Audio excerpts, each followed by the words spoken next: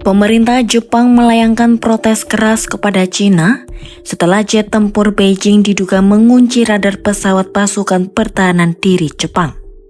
Perdana Menteri Jepang Sanai Takaichi menegaskan Tokyo akan memperketat pemantauan aktivitas militer China di laut dan udara demi menjaga kedaulatan nasional.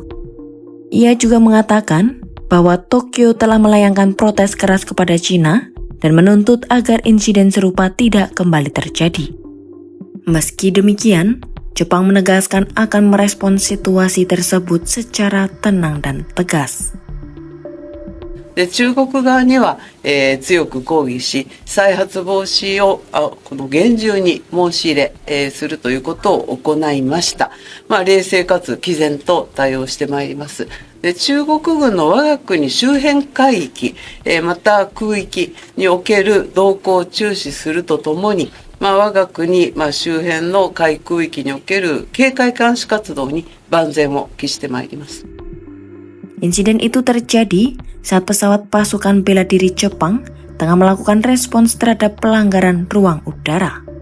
Takaichi menegaskan tidak ada kerusakan maupun korban di pihaknya. Namun, ia menilai tindakan penguncian radar tersebut sebagai perilaku berbahaya yang melampaui batas keselamatan penerbangan.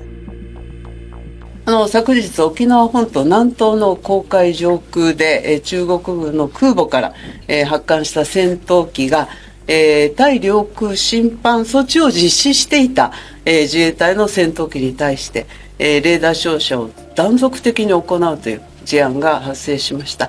自衛隊機と自衛隊員には被害はございませんでした。今回のレーダー照射というのは航空機の安全な飛行に必要な範囲を超える危険な行為でございます。でこのような事案が発生したことはもう極めて残念です。